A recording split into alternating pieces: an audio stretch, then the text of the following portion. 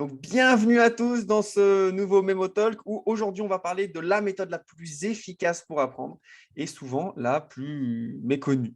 C'est l'entraînement par récupération.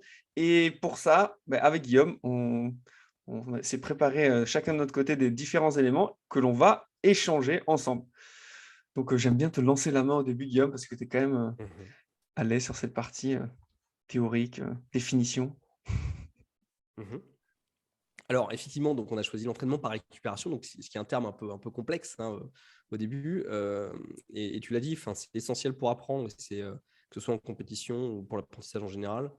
Et moi, j'ai un exemple en compétition qui est bête, mais c'est vrai que si tu mémorises un paquet de cartes en 20 secondes, si tu n'arrives pas à le restituer, il y a un problème, d'accord.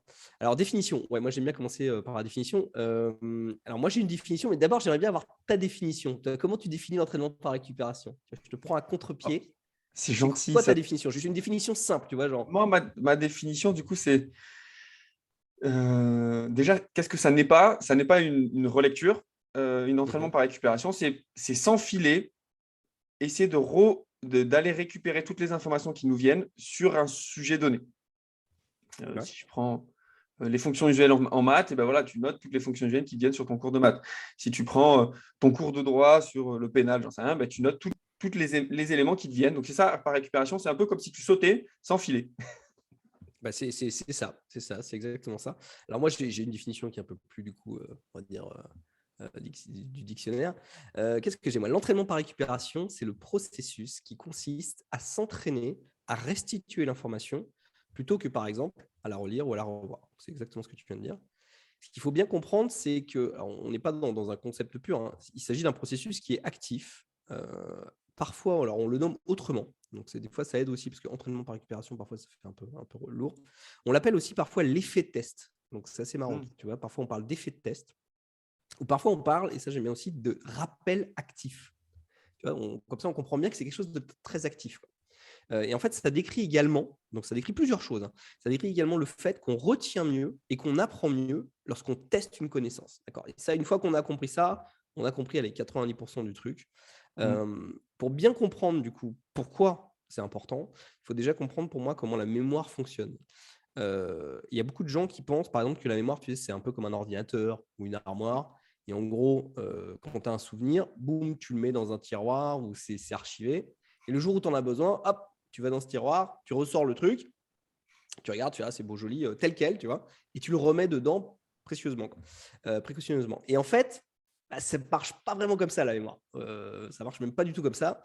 En fait, ce qu'il faut bien comprendre, c'est que chaque fois que tu accèdes à une mémoire ou un souvenir, tu la modifies.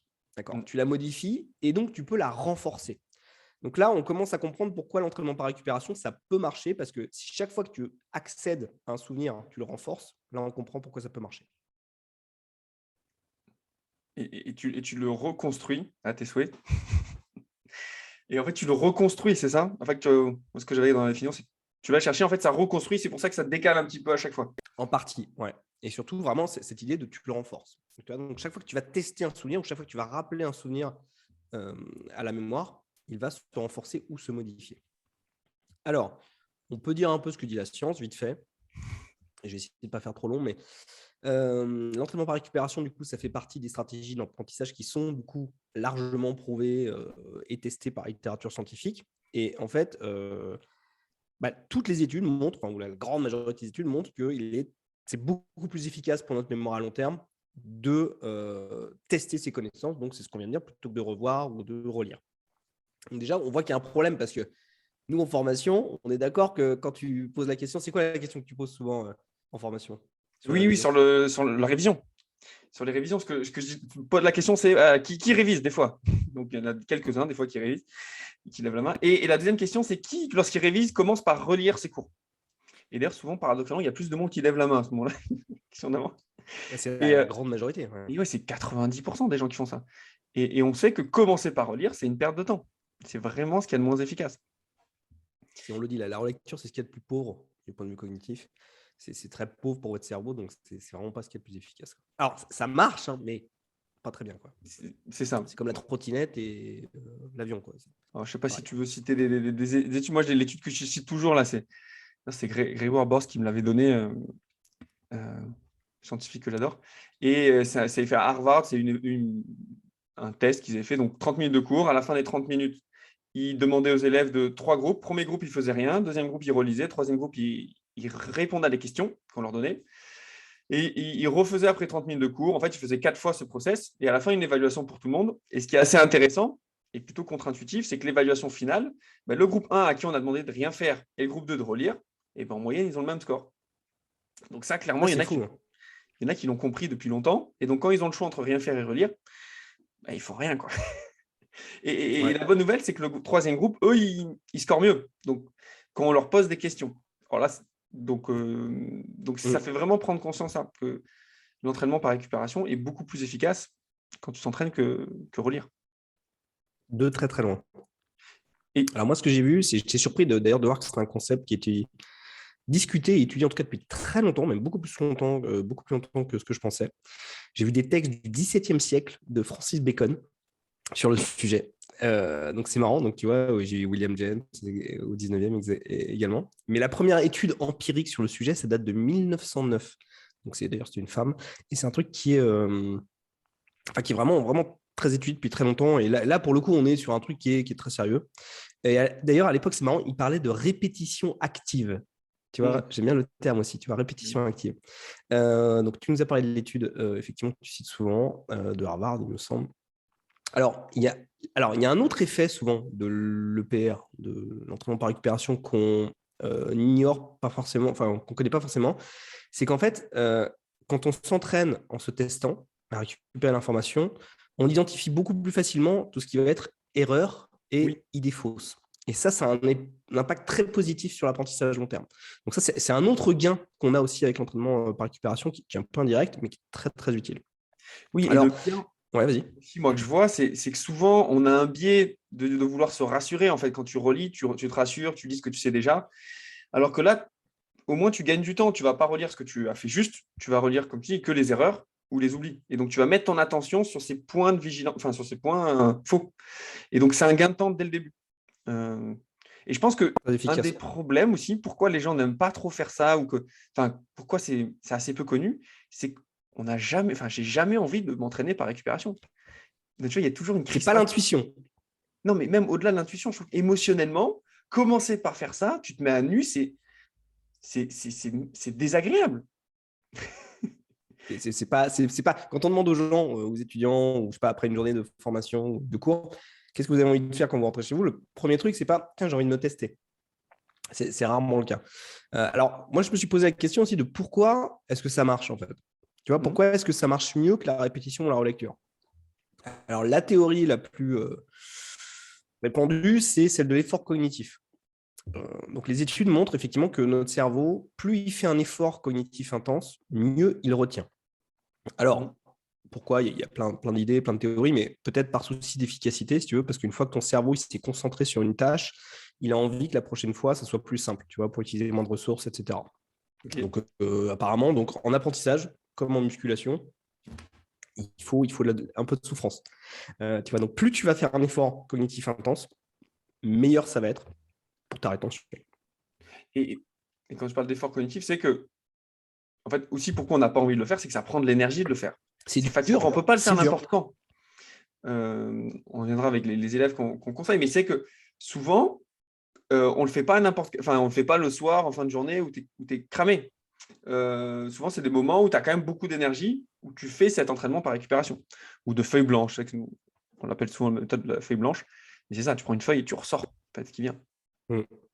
Alors moi et alors, c'est marrant parce que là, tu parles, tu vois, d'intuition, tu parles de test. Euh, et c'est vrai, on disait, c'est pas forcément ce qu'on a envie de faire. Est-ce que du coup, toi, parmi les étudiants, tu as trouvé qu'il y avait une sorte je sais pas, de peur du test, tu vois, ou d'évitement, en fait, un peu du test ou de l'examen blanc, quoi. Mais oui, en fait, clairement, parce que, comme je te disais, je pense qu'on se met à nu quand on fait ça, et donc on fuit. Et après, il y a aussi souvent des remarques, il y en a qui disent, mais j'ai pas appris le cours, je ne peux pas me tester, il n'y a rien qui va me venir. Et en fait, moi je leur dis, mais oui, mais même si ça te prend 20 secondes, tu le fais. Parce que ce qui se passe déjà, c'est qu'en général, tu as suivi le cours. en classe, enfin, pour les étudiants. Donc, ils ont déjà entendu le cours, donc forcément, il y a des choses. Et même si tu n'as pas suivi le cours, a priori, si tu vas sur cette matière, c'est que tu as déjà les prérequis. Tu vois, tu ne vas pas étudier la physique quantique si tu n'as pas fait d'autres éléments, enfin d'autres matières en amont. Donc, en fait, même si tu n'as pas entendu un cours ou lu un contenu sur le sujet, tu as quand même des prérequis sur cette thématique. Donc, tu sors toutes les idées qui te viennent sur cette thématique. Et donc, moi, le blocage, je pense, c'est à la fois émotionnel parce que c'est pas confortable. Et l'autre blocage, c'est qu'on leur a jamais dit de faire ça. Alors ça, je trouve ça. Alors je sais pas si c'est juste en France ou ailleurs aussi comme ça, mais on pense que le test, tu sais, c'est pour te mesurer. Oui, C'est une fois que tu as appris, Mmh. ok, à la fin, on va faire le test et on va voir si tu es un bon élève, si tu es un mauvais élève. Mmh. Alors, et en fait, il faut un peu sortir de ce paradigme-là et dire, ok, en fait, le test, c'est un outil d'apprentissage. Oui. Et j'ai envie de dire, on se moque un petit peu de la note que tu vas avoir. Okay. Et ça, alors, maintenant, quand même, dans l'éducation moderne et tout, ils commencent un peu l'enseignement, les enseignants à se poser la question. Parce que pendant un moment, tu sais, on s'est vraiment écarté des tests. On a dit non, il faut arrêter les tester, il ne faut pas faire trop de tests, il faut juste qu'ils apprennent de manière organique, je ne sais pas quoi. Bon.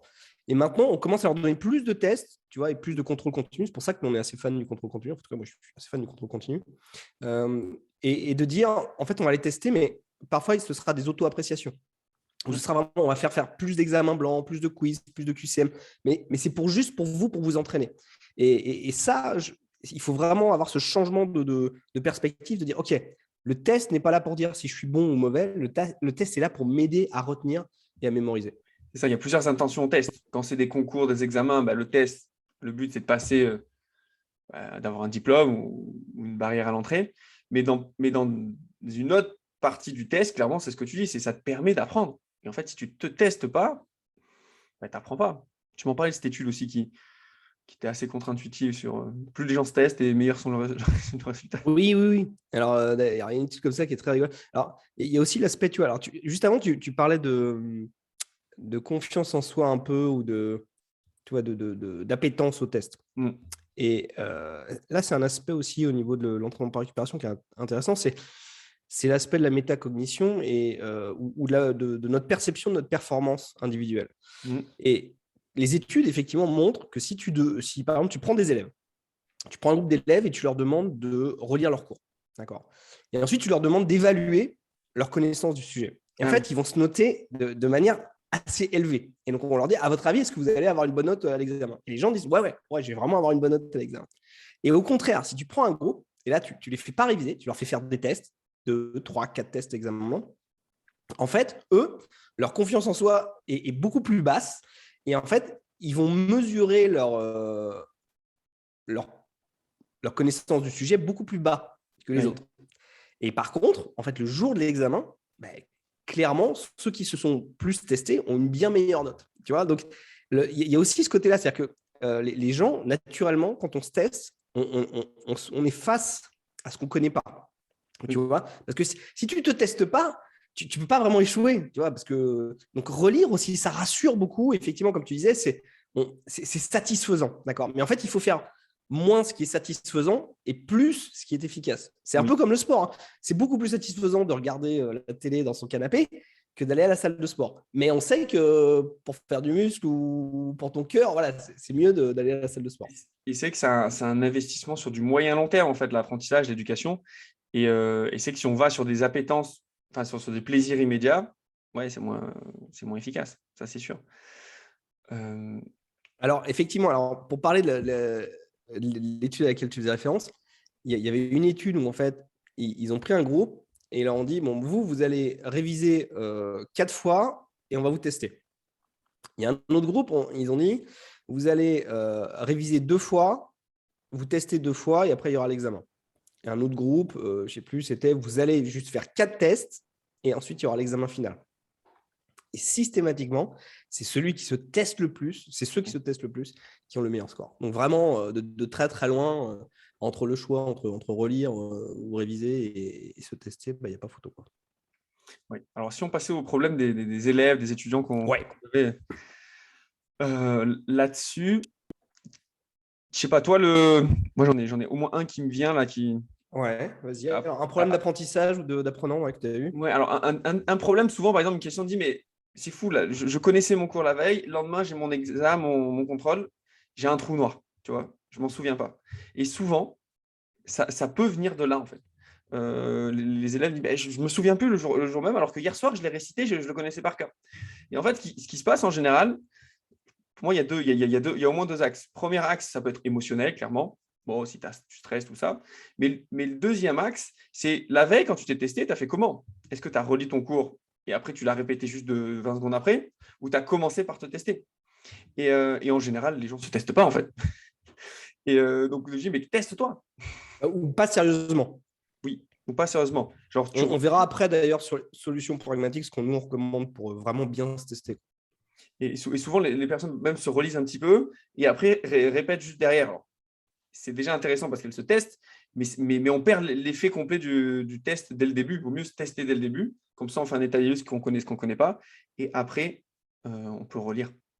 Donc ça, je pense que c'est un des problèmes les plus singuliers. Genre, j'ai le trou noir, ben, tu ne t'es pas entraîné au bon niveau. En fait, tu ne t'es pas entraîné notamment par récupération. Euh, et toi, tu en avais un? Alors moi, j'en ai un qui est très récent, parce qu'on disait hier, j'étais en conférence, toi aussi. Moi, j'étais en conférence avec une société qui fait de l'énergie renouvelable. Et très, très bon groupe, il était 120 à peu près, on était dans un château, c'était sympa. Et il y a une dame qui me pose la question à la fin, qui me dit, pourquoi est-ce que quand je lis un article que j'adore, mais vraiment qui me passionne, sur l'écologie, sur la politique, sur l'économie, tout ça, et je lis l'article et je me régale, et c'est super intéressant, et je trouve ça génial et tout. Pourquoi je suis incapable d'en parler quand je suis face à quelqu'un que ça peut intéresser? Je suis avec un ami, je suis avec de la famille, et là, mais j'aimerais trop bien lui parler de cet article ou de ce bouquin que j'ai lu. Et elle me dit, j'ai plus rien, en fait, j'ai plus rien qui vient. Et en fait, alors, donc, tu vois, là aussi, les attentes des gens sont assez folles, parce que tu dirais ça à un étudiant, l'étudiant ne va pas te dire, j'ai lu mon cours une fois, pourquoi est-ce que je ne le connais pas par cœur? Non, c'est pas possible, en fait. Mais je lui dis, parce que vous ne vous êtes pas entraîné. Vous n'êtes pas entraîné à restituer l'information. Vous n'êtes pas entraîné à récupérer cette information. Ce qu'il faudrait faire, c'est une fois qu'on a fini, et une fois de plus, ce n'est pas le réflexe. Quand on a lu un article qui nous intéresse, ou un bouquin qui nous intéresse, ou même on a vu un film qui nous intéresse, tout de suite, il faudrait prendre une feuille blanche, par exemple, ou même mentalement ou oralement, résumer, synthétiser ce qu'on vient de lire. Chose qu'elle n'a pas fait. Et effectivement, si elle commence, cette dame, à faire ça, c'est-à-dire que chaque fois qu'elle lit un truc maintenant, peut-être elle prend 2-3 notes, ou elle résume, ou elle synthétise, ou elle essaye de l'expliquer tout de suite, tu vois, plutôt que d'attendre 3 semaines. Elle en parle avec, je sais pas, son conjoint, un ami et tout, mais assez rapidement. Et c'est marrant de voir comment ton expertise s'affine, en fait, plus tu vas en parler avec quelqu'un. Tu vois, donc un bon truc aussi, c'est juste de partager. Parce qu'en fait, quand on partage, c'est une forme de récupération aussi. Et c'est marrant parce que ton exemple me fait penser, c'était un dirigeant dans une intervention qui me disait que tous les jours, il lisait le journal. Et tous les jours, après avoir lu le journal, il voyait sa femme, je ne sais pas si c'était de suite après, ou il la voyait, et elle lui posait la même question tous les jours. Quelles sont les nouvelles? Et ouais. il était incapable de lui répondre. Il dit, mais je crois que c'était quelques minutes après, en fait. Il dit, mais pourtant, je l'ai lu juste avant. Et en fait, c'était le même problème que toi. Et alors lui, grâce à sa femme, il avait créé cette stratégie, en fait, c'était la routine qu'il avait mis en place.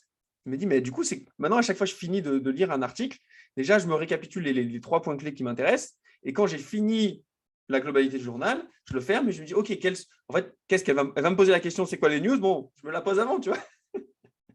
Et après, Et ça, c'est une autre particularité de l'effet test, c'est quand vous vous testez ou quand vous vous attendez à être testé sur un sujet, automatiquement aussi on retient mieux, parce qu'on est plus attentif en fait. Si je sais, vous savez, le fameux effet, j'en parle tout le temps en formation, mais si un prof dit attention, ça va tomber le jour de l'examen, direct, là les gens ils sont les yeux, les oreilles grandes ouvertes, c'est OK, ouais, je note, je suis en ligne et tout, immédiatement.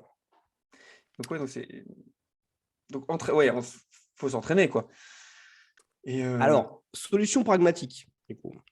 Parce que là, on arrive où tu as un autre exemple de problème d'apprentissage qu'on peut avoir là-dessus. Non, mais ça va faire une bonne connexion avec solution pragmatique. Moi, ça me fait penser, tu sais, en compétition, mémoriser un paquet de cartes en 5 minutes. Souvent, on dit, 5 minutes, c'est court. Bon, en fait, dans cette épreuve des 5 minutes, on sait, quand on pratique, que le plus dur, ce n'est pas les 5 minutes de mémorisation, mais les 5 minutes de restitution, qui est qui est court. Et alors, ce n'est pas un pur exercice d'entraînement par récupération parce que tu as les cartes quand même sous les yeux et donc tu peux les remettre dans l'ordre. Mais je sais que c'est un bon exercice que que des fois, je me faisais à une époque quand j'arrivais vraiment pas à le faire en 5 minutes, où tu t'entraînes juste à retrouver les cartes sans les regarder. Et, et ça te permet de muscler cette capacité à récupérer. Et un exercice vraiment très concret que j'utilise, alors, maintenant c'est par période que je le fais, mais que j'ai vraiment vu des résultats sur mon paquet de cartes et surtout sur la phase de restitution, c'est tous les jours, soit mentalement, soit par écrit. Par exemple, le soir, je revivais ma journée. Je revis ma journée.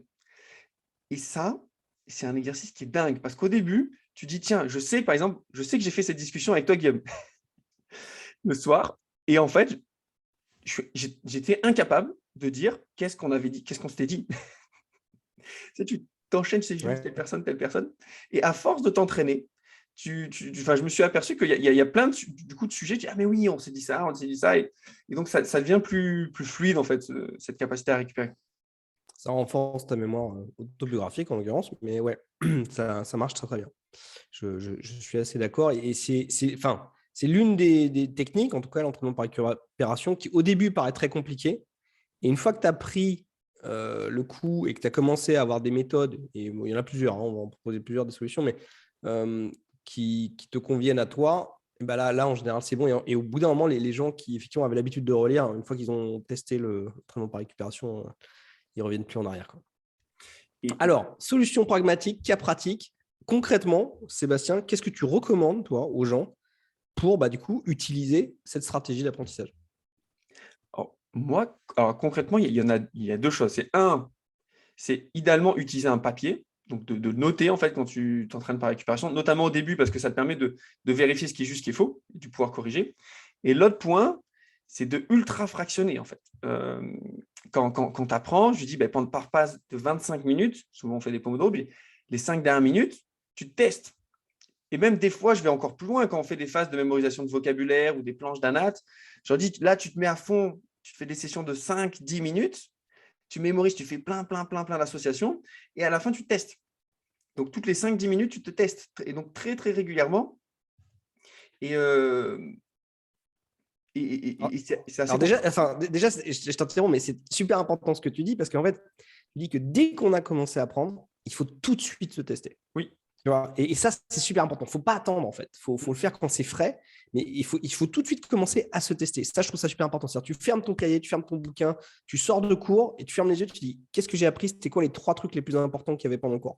Ou je prends ma petite feuille, ma feuille blanche, technique de la feuille blanche, voilà, bon, Dan Martinez, et du coup, tu prends une feuille blanche et en gros, tu notes tout ce dont tu te rappelles sur ce que tu viens de voir. Et effectivement, tu l'as dit, ça ne prend pas beaucoup de temps.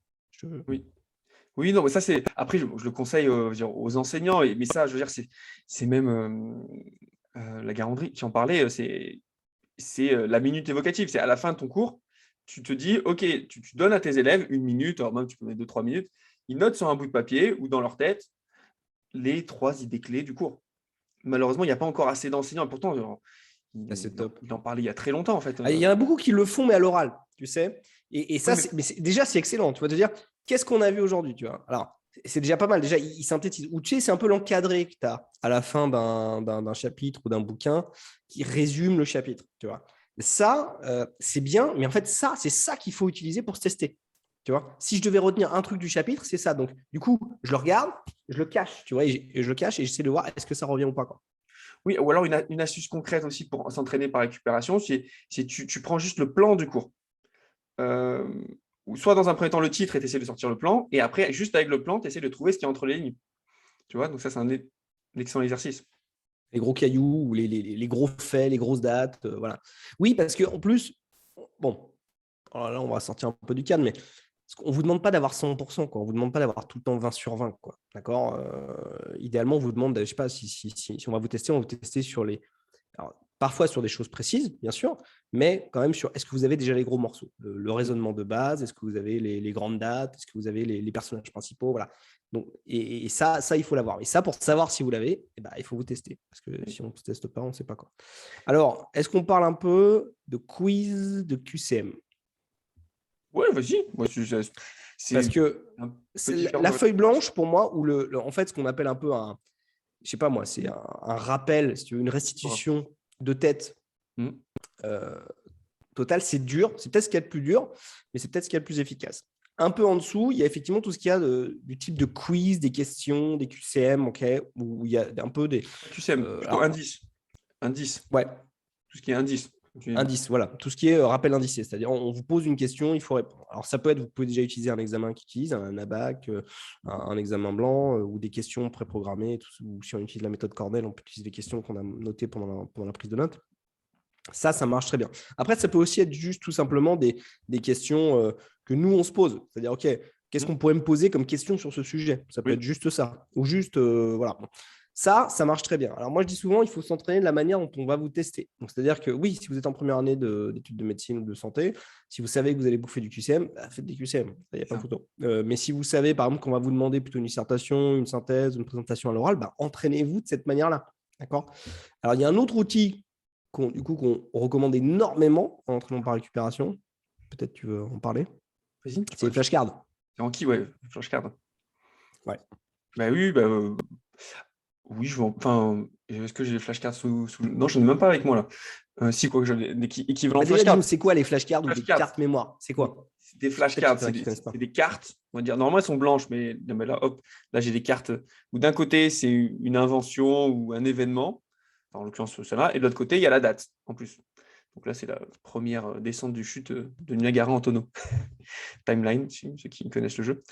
Et donc, ce qui est intéressant avec ça, c'est que d'un côté, tu as la question, de l'autre côté, tu as la réponse. Ça peut être bien pour tout ce qui est vocabulaire, pour tout ce qui est événement, œuvre, auteur, enfin, souvent tout ce qui est pair, en fait. Question, réponse. Pays, capitale, Et après, bon, élément, numéro atomique. on n'en parle pas, mais ça sera sûrement un autre sujet. C'est après, en plus de cet entraînement par récupération, ce qui est clé, c'est l'entraînement espacé.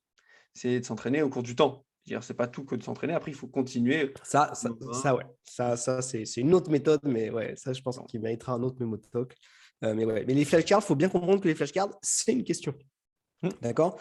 Quand on voit la question, alors je dis souvent, il y a une bonne et une mauvaise façon d'utiliser les flashcards. La mauvaise, c'est je regarde la question et je regarde la réponse directement sur le verso. Non, ça, c'est de la relecture. D'accord? Il faut vraiment regarder le recto. Et là, il faut essayer de chercher. Et on cherche. Alors, pas 2 heures, mais bien 15 secondes.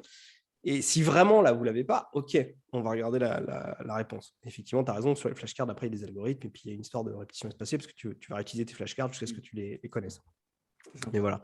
Donc, on a parlé de feuilles blanches, on a parlé de quiz, on a parlé de QCM. Alors, dans les quiz ou les questions, il y a une forme aussi de questions qui est un peu sous-estimée, c'est les textes à trous.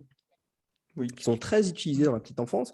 Ça marche très, très bien. Un texte à trous, c'est quoi? C'est une question. Donc, c'est une bonne façon de se tester aussi, je trouve, pour ceux qui ont accès à ça, ou si vous voulez tester vos élèves ou vos apprenants, ça peut très bien marcher. C'est une façon facile de mettre du test de manière simple et peut-être voire un peu ludique.